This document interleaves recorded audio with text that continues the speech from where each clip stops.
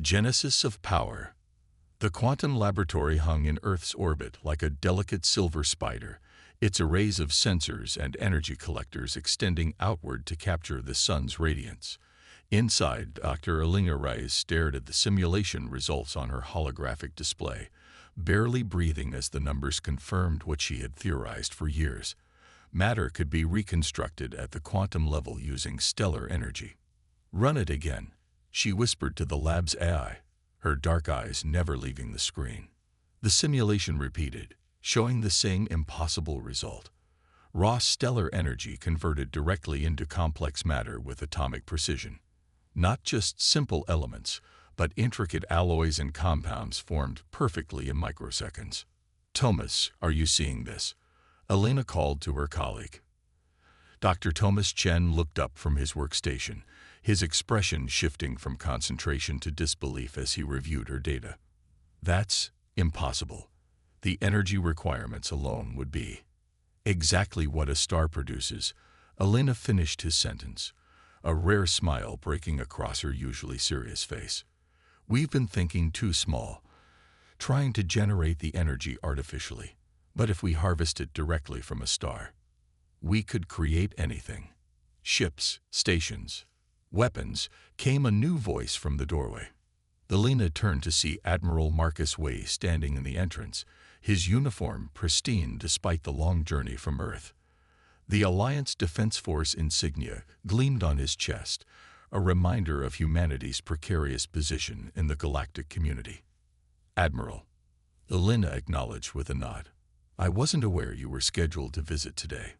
"Some visits aren't scheduled, Doctor." Way approached the holographic display, especially when our deep space monitoring detects an energy signature that shouldn't be possible. He gestured to the simulation. "Is this what triggered our sensors?" Elena hesitated, then nodded. "We've discovered a way to convert stellar energy directly into matter. Any matter, with perfect precision, atom by atom. In real time," Thomas added. "No fabrication delays, no supply chains." Way's expression remained neutral, but his eyes betrayed his understanding of the implications. "The Concordiat has kept humanity contained for decades by controlling our access to strategic resources. This technology could change everything." "It's purely theoretical at this stage," Elena cautioned. "We haven't even built a prototype." "Then build one," Way replied immediately. "I'm classifying this project effective immediately. Code name: Star-Forge." Elena frowned. "Admiral, this is a scientific breakthrough, not a military." "Dr. Reyes," Way interrupted, his voice softening slightly. 3 days ago, the Concordiat Council voted to restrict human expansion to our current colonial territories. Permanently. The vote passed with only one dissenting voice." He paused, letting the implications sink in. "They fear us, even as they condescend to us. Your discovery might be the leverage we need." The room fell silent as Elena processed this information. The Concordiat, an alliance of 17 spacefaring species, had always treated humans as newcomers, barely tolerated in the galactic community. Despite humanity's rapid technological advancement, the aliens maintained their advantage through resource control and numerical superiority. "How long would it take to develop a working prototype?" Way finally asked. Elena exchanged a glance with Thomas. 6 months for a small-scale device. Maybe a year for something that could produce significant output. "You have 4 months," Way stated. "I'll get you whatever resources you need." "And if it works?" Thomas asked. Way's expression hardened. "Then we build a ship, something that will make the Concordiat reconsider their position on humanity's future." 3 months later, Elena stood in the observation room of a hidden facility in the asteroid belt, watching as the prototype Star-Forge hummed to life. The device itself was surprisingly compact, a sphere about 3 meters in diameter, housed within layers of containment fields. "Power level stable," reported Commander Zo Okoro, the engineering specialist the Admiral had assigned to the project. "Stellar energy capture at 87% efficiency. That's better than our simulations predicted," Elena noted, checking the readouts. Begin the matter conversion sequence, Wei ordered from his position at the back of the room. Elena nodded to Zoe, who initiated the process. Inside the chamber, energy swirled like liquid light, coalescing into increasingly complex patterns. Then, almost magically, a perfect cube of titanium ceramite alloy, one of the most difficult materials to fabricate conventionally, appeared where only energy had been moments before.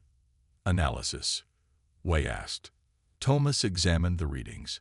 Perfect atomic structure. No flaws, no impurities. It's better than anything we could manufacture conventionally. And it took less than 3 seconds to create what would normally require weeks of fabrication, Zoe added, her voice betraying her awe. Wei stepped forward, studying the cube through the chamber's viewport. How quickly could we scale this up to shipbuilding capacity? That's not a simple extrapolation, Elena cautioned. The complexity increases exponentially with. An alarm cut her off. Zoe's fingers flew across her console. Proximity alert. Concordiat vessel dropping out of FTL near Saturn. They shouldn't be here, Wei muttered. Our diplomatic channels received no notification of a visit. Sir, Zoe's voice turned urgent. They're scanning this sector, specifically. Belina and Wei exchanged a knowing look. Somehow, the Concordiat had detected their experiment. Begin evacuation protocols, Wei ordered. Dr. Rice, how portable is the prototype? It's not, she answered flatly. The containment system is integrated with the facility. Wei made a decision. Then we accelerate our timeline. Doctor, you said building a ship would take at least 9 months. What if I gave you the best minds in the Alliance and unlimited resources? 6 months, minimum, Elena replied. And that's assuming everything goes perfectly. Make it happen, Wei said, already activating his secure communicator. We'll establish a new facility deeper in the belt. The Jovian moon's radiation should help mask our energy signatures. As the evacuation began, Elena took a last look at the titanium ceramite cube, a small object that represented humanity's first step toward true independence in the galaxy. The Star-Forge technology wasn't just a manufacturing breakthrough. It was freedom from the resource chains that had bound humanity since they ventured beyond their solar system. What are you thinking? Thomas asked, joining her at the viewport. That we're about to change everything, she replied. For better or worse. The hidden shipyard orbiting Ganymede buzzed with activity as the project entered its final phase. 5 months of relentless work had transformed Elena's prototype into something far more ambitious, a vessel designed from the ground up around the Star-Forge technology. The ship, nicknamed Prometheus by the engineering team, took shape in the massive construction bay. Unlike conventional shipbuilding, where components were assembled piece by piece, the Prometheus grew organically as the enlarged Star-Forge created entire sections simultaneously. Hull integrity confirmed for sections A through F, Zoe reported from her station in the control center. Quantum lattice structure is stable across all stress points. Elena nodded, her attention focused on the ship's core, a scaled-up version of her original prototype, designed to continuously harvest stellar energy and convert it into matter as needed. The implications were revolutionary. A ship that could repair itself, generate its own ammunition, even reconfigure its structure to adapt to different situations. The Concordiat has been increasing patrols near Jupiter, Wei informed her, stepping into the control center. Their ambassador has requested a formal inspection of our research facilities in the outer system. They know something, Elena concluded. They suspect, Wei corrected, but they don't know what. Not yet. He studied the holographic display showing the Prometheus. How close are we? The Star-Forge core is operational. Hull is 92% complete. Internal systems at 78%. Elena rubbed her eyes, exhaustion evident in her movements. We need another 3 weeks, minimum. You have 2, Wei replied grimly. Intelligence reports suggest the Concordiat is assembling a special inspection fleet. Once they reach Jupiter, Diplomatic protocols won't stop them from finding this facility. Before Elena could protest, alarms blared throughout the control center. Zoe's fingers danced across her console. Unauthorized energy surge in the Star-Forge core. Something's triggered an acceleration in the matter conversion process. On the main display, the Prometheus's unfinished sections began materializing at an impossible rate, the Star-Forge core glowing with intensity that threatened to overload the sensors. "Shut it down," Wei ordered. "I can't," Zoe replied, her voice steady despite the crisis. "The systems locked us out." Elena moved to a specialized terminal, bypassing standard controls to access the Star-Forge's core programming. This isn't a malfunction, she realized, studying the code sequences. The system is following a predetermined pattern. Someone reprogrammed the core. "Sabotage?" Wei asked sharply. "I don't think so," Elena replied, her eyes widening as she understood what was happening. "It's optimizing. The core is completing the ship according to our designs, but it's implementing refinements we hadn't even calculated yet." Before their eyes, the Prometheus completed itself, its sleek hull gleaming with an iridescent quality unique to Star-Forge materials. Where conventional warships bristled with external weapons, the Prometheus presented a smooth, almost organic appearance, its capabilities hidden beneath its seamless surface. As the energy surge subsided, the ship hung in the construction bay, fully formed and seemingly operational. Status indicators across the control center switched from red to green. "All systems online," Zoe reported, her voice filled with disbelief. "The ship is ready." Wei stared at the completed vessel. "Ready for what?" The answer came moments later, as a new alarm sounded. "Multiple Concordiate vessels dropping out of FTL near Ganymede," Zoe announced. "Configuration matches their Special Enforcement Division. They're charging weapons." "How did they find us so quickly?" Thomas demanded. "It doesn't matter now," Wei replied, already issuing orders to the facility's defensive systems. "We need to evacuate immediately." Elena looked at the Prometheus, then at the approaching Concordiate fleet on the tactical display. "No," she said with sudden determination. "We test it now." "The ship hasn't even completed virtual trials," Thomas protested. "We're out of time," Elena replied, already moving toward the access corridor that would take her to the Prometheus. "Admiral, I need a skeleton crew, just enough to operate the essential systems." Wei hesitated for only a moment before nodding. "Commander Okoro, assemble your best people. You have 5 minutes." As Elena raced toward humanity's first Star-Forge battleship, she couldn't shake the feeling that this moment had been inevitable from the first successful test. The Prometheus represented more than a technological breakthrough. It was humanity's declaration of independence in a galaxy that had relegated them to second-class status. Whether the ship would fulfill that promise or become their most spectacular failure remained to be seen. But in less than an hour, the Concordiate and the galaxy would witness the unveiling of humanity's ultimate creation. Trial by fire. The Prometheus's bridge hummed with tension as the skeleton crew took their positions. Despite the ship's rushed completion, its interior spaces reflected the same seamless elegance as its exterior. Control interfaces grew organically from walls and consoles, responding to touch and thought with equal sensitivity.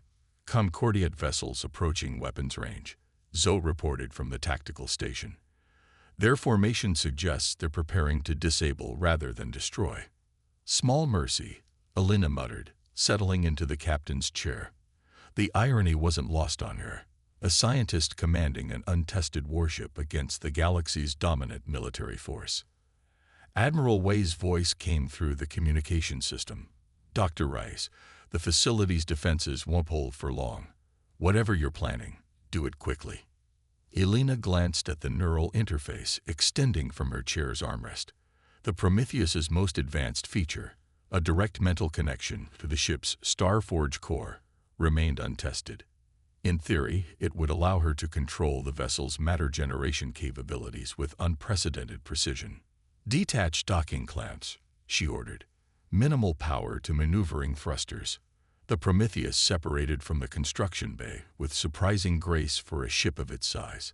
As they cleared the facility, the tactical display updated to show 5 Concordia vessels, sleek, crystalline constructs that reflected the unified aesthetic of the Alliance's many species. "They're hailing us," Communications Officer Liu announced. On screen, Elena replied, straightening in her chair. The main view screen flickered to life, revealing the stern visage of Anaxion, one of the founding species of the Concordia. His translucent skin pulsed with bioluminescent patterns that indicated high emotional stress. "Unidentified human vessel, this is Overseer Thrix of the Concordia Special Enforcement Division. You have violated treaty provisions regarding unauthorized technological development. Power down your systems and prepare to be boarded." Elena met the alien's compound eyes without flinching. "This is Dr. Elena Reyes of the Earth Alliance vessel Prometheus. We are conducting authorized tests within our sovereign territory. Your presence here without diplomatic clearance constitutes an act of aggression." The Naxian's skin flashed with patterns of indignation. "Our sensors detected quantum-level anomalies consistent with prohibited weapons research. The Concordia has authority to investigate such violations under Section 7 of the accession treaties. The treaties you forced us to sign under threat of isolation," Elena countered. "Treaties that conveniently restrict humanity from developing technologies that might challenge Concordia dominance." Before Thrix could respond, Zoe called out, "Energy spike from the lead Concordia vessel. They're powering weapons." The view screen went dark as the Prometheus shuddered under the impact of the first salvo, a warning shot that dissipated against the ship's outer hull. "No damage," Zoe reported, surprise evident in her voice. "The Star-Forge materials absorbed the energy." Elena made her decision. Initiate neural interface. Prepare for active demonstration of capabilities. As the neural filaments connected with her cerebral cortex, Elena's consciousness expanded to encompass the ship itself. She could feel the Star-Forge core at the heart of the Prometheus, pulsing with stellar energy harvested from Jupiter's radiation belts. More importantly, she could direct that energy with a thought. Through the tactical sensors, she observed the Concordia ships moving to surround the Prometheus, their weapons charging for a coordinated strike that would overwhelm conventional defenses. "They're targeting our engines," Zoe warned. "Full barrage incoming." Instead of evasive maneuvers, Elena channeled the Star-Forged power. The Prometheus's hull rippled as specialized intercept nodes materialized along its surface, each calibrated to the exact frequency of the incoming Concordia weapons. The alien vessels fired simultaneously and watched in disbelief as their energy weapons were absorbed completely, leaving the human ship undamaged. "Star-Forge functioning at peak efficiency," Thomas reported from the engineering station. "The absorbed energy is being redirected to the core." Through the neural interface, Elena felt the ship's potential unfold before her like a blooming flower. The Prometheus wasn't just a vessel.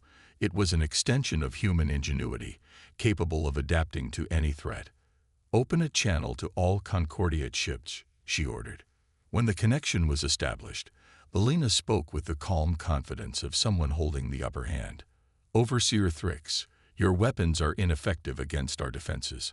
I advise you to stand down before this confrontation escalates further." The Naxian's response was immediate and predictable. "You cannot expect the Concordia to tolerate such a disruptive technology. Surrender your vessel now, or we will be forced to use more decisive measures." The tactical display updated to show the Concordia vessels reconfiguring their weapon systems, preparing for a more concentrated assault. "They're coordinating their attack patterns," Zoe observed, "targeting multiple systems simultaneously." Elena immersed herself deeper in the neural interface, directing the Star-Forge to prepare countermeasures. As she did, she noticed something strange in the ship's sensor data, a subtle resonance pattern emanating from one of the smaller Concordia vessels, a pattern that matched the unauthorized acceleration of the Prometheus's construction. "Scan the third Concordia ship," she ordered. "Focus on quantum frequency analysis." The results confirmed her suspicion. That ship isn't just observing us. It's attempting to interface with our Star-Forge core using a similar technology. The realization hit her like a physical blow. The Concordiat already possessed their own version of the Star-Forge technology, but instead of developing it openly, they had kept it secret and had been systematically preventing other species from discovering it. "The saboteur," she murmured. "Someone in our team was feeding them information all along." Before she could process this revelation further, the Concordiat opened fire. This time, their weapons had been modified. The energy beams pulsed with modulating frequencies designed to penetrate adaptive defenses. The Prometheus shuddered more violently as sections of its hull absorbed the concentrated assault. Through the neural interface, Alina felt the ship's pain as real physical discomfort. Hull integrity at 82% and dropping. Thomas reported. "They've adjusted their weapons to bypass our absorption capabilities." Alina made a split-second decision that would either save them or doom them. Instead of reinforcing the hull defensively, she redirected the Star-Forged power to an offensive configuration. "Target the ship with the quantum resonance pattern," she ordered. "Prepare to demonstrate the full capabilities of the Prometheus." From recessed ports along the human vessel's hull, streams of brilliant energy erupted, not conventional weapons, but focused beams of the Star-Forged power. Where they touched the targeted Concordiat ship, its crystalline structure began to disintegrate at the atomic level. "What are you doing?" Zoe asked, watching the sensor readings in astonishment. "Fighting fire with fire," Alina replied grimly. "Their ship uses technology similar to ours. I'm using our Star-Forge to disrupt theirs." On the tactical display, the Concordiat vessel's hull seemed to dissolve, its matter reconfiguring according to patterns imposed by the Prometheus. Within seconds, its weapons and propulsion systems had been neutralized, leaving it drifting helplessly. The remaining Concordiat ships immediately ceased fire, clearly shocked by the demonstration of power they had just witnessed. "Open a channel," Alina ordered, her voice steady despite the strain of maintaining the neural interface. When Overseer Thrix appeared on screen again, his bioluminescent patterns had shifted to display what humans had learned to recognize as fear. "What have you done?" he demanded. "Only what you forced us to do," Alina replied. "Develop the means to defend ourselves against a coalition that has systematically suppressed our advancement while secretly hoarding similar technology." She paused, gathering her thoughts as the neural interface showed her more of the Concordiat's secrets, data harvested from the disabled ship's systems. "The Star-Forge technology isn't new to you, is it, Overseer? Your species has possessed it for centuries. The Naxians, the Vilturi, the Azurans, the founding members of the Concordiat, all sharing this secret while ensuring no other species could develop it." Thrix's skin patterns shifted rapidly, moving from fear to resignation. Such power cannot be allowed to proliferate unrestricted. The ancient wars nearly destroyed our civilizations before we learned to control its distribution. Yet you denied humanity even the knowledge of its existence, Alina countered. You limited our expansion, restricted our research, all while claiming to welcome us into your galactic community. The Prometheus's sensors detected more Concordiat vessels dropping out of FTL at the edge of the Jupiter system, reinforcements responding to Thrix's distress call. "This confrontation will only escalate if you continue," the Naxian warned, his compound eyes reflecting the approaching ships on his own tactical displays. Alina smiled thinly. "Perhaps, or perhaps it ends here with a new understanding." Through the neural interface, she initiated a specific sequence in the Star-Forge core. "I'm transmitting data to your vessels, proof that we've identified the operative who infiltrated our project, along with evidence of systematic Concordiat interference in human scientific development." She leaned forward in her chair. "This information has already been encrypted and distributed to every human colony and outpost. If the Concordiat attacks Earth or any human settlement, it will be released galaxy-wide." Thrix's skin pulsed with patterns indicating intense internal conflict. The Council will never accept human possession of such technology. The balance of power has already changed. Elena finished for him. The Prometheus isn't unique, Overseer. While your operative was helping you track our primary project, we established secondary facilities throughout human space. It was a bluff, but one supported by the Prometheus's very existence. If humans could build one Star-Forge vessel, they could build more. For long moments, the Naxian was silent, his skin cycling through complex pattern sequences as he communicated with his superiors. Finally, he spoke again. The Concordiat will require consultation and negotiation regarding the deployment of this technology. As equals, Elena stipulated, no more treaties imposed under duress. That will be discussed. Thrix conceded reluctantly. As the confrontation de-escalated, Elena disengaged from the neural interface, the strain of prolonged connection leaving her exhausted. Around her, the bridge crew worked in silent awe, processing what they had just accomplished. They're withdrawing, Zoe reported as the Concordiat vessels began moving away from the Prometheus, maintaining positions at the edge of the system. Admiral Wei's voice came through the communication system again, tense with suppressed excitement. Dr. Rice, what's your status? Elena looked around the bridge of humanity's first Star-Forge Battleship, a vessel that had just forced the galaxy's dominant power to retreat.